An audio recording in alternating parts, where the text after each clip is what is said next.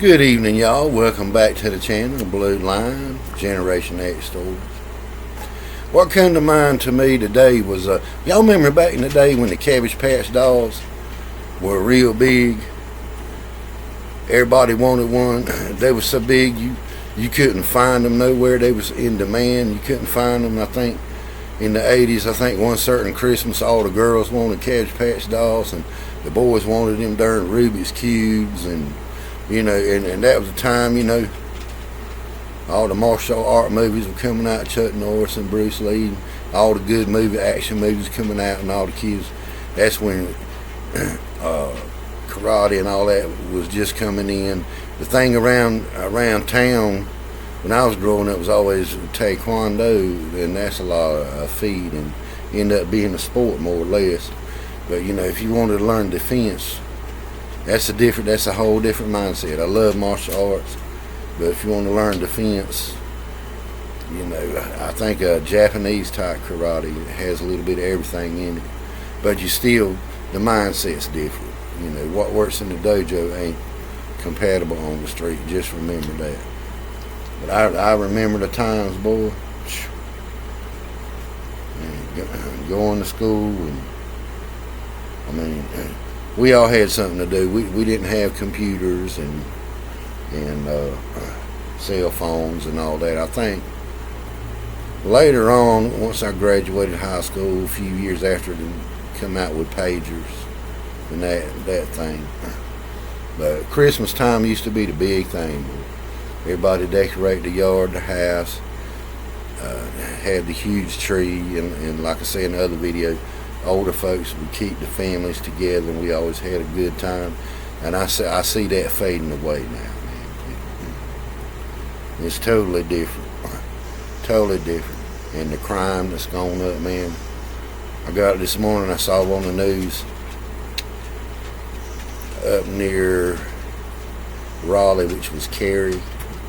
They found two that were deceased. I think a gentleman unlifed his wife and then unlifed himself, and then there was a active shooter in Pennsylvania where two troopers got shot, and then one down in Georgia where an officer was shot and killed at a college campus near the CDC thing. See, something always going to something crazy all the time, man. So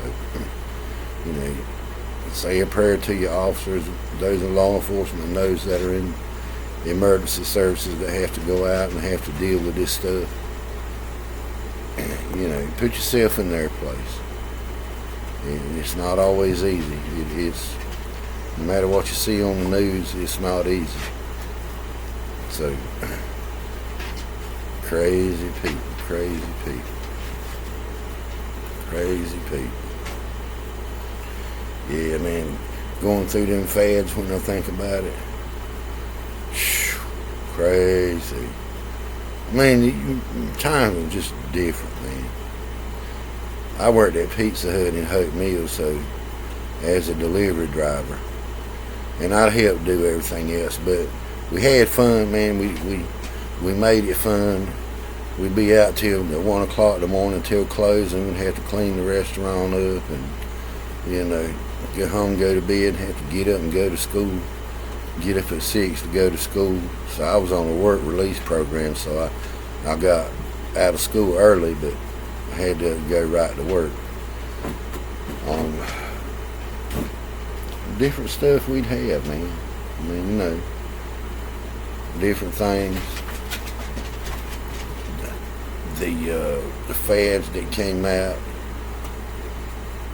All different sort of stuff. I used to love going to the mall, going through Spencer's and going through the different places, seeing what the different colognes were. You go by the display, grab colognes, spray yourself with it, keep walking. Anyway.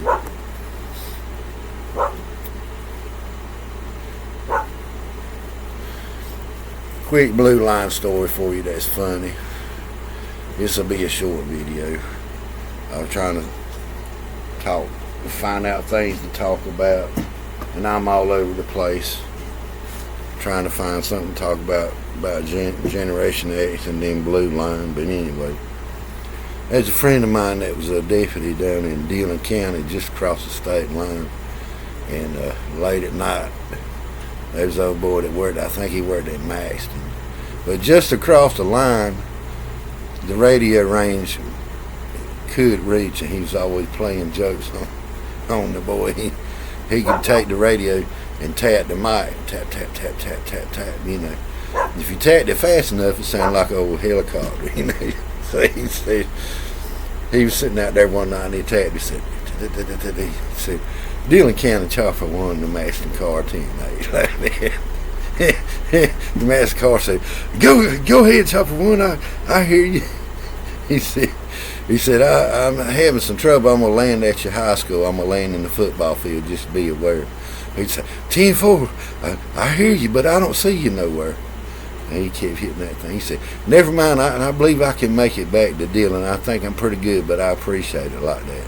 And he'd play that joke on that old boy all the time. But, you know, when you work out there night shift, when it's quiet and things nothing going on, you know, he'd always play a joke. But I remember him telling me that story about that. And, boy, and another one, I had an old captain when I first started working, learning the ropes. He was a good teacher. Oh, Hamer Lee Ossendine, boy, he's a good boy. But he was the old timer, you know. He loved his westerns, and he loved collecting firearms. So he had genuine Western .45 revolvers, and he had the gun belt that had a holster on each side. So one night, I was working third shift. I come in about 2 o'clock, maybe 2 o'clock in the morning. When you walked in the back door, you went to the right, and there's a bathroom right there, you know. It had a big mirror in it. And boy, he was standing there like, quick draw McGraw on him. Drawing his guns, boy, and I got to laughing. Boy, some good old times, man. So, but I wanted to put a quick video out for today, this Saturday, August the 9th. Y'all say your prayers, man. Put one for the Lord and pray for all the law enforcement officers that are still out there doing the job.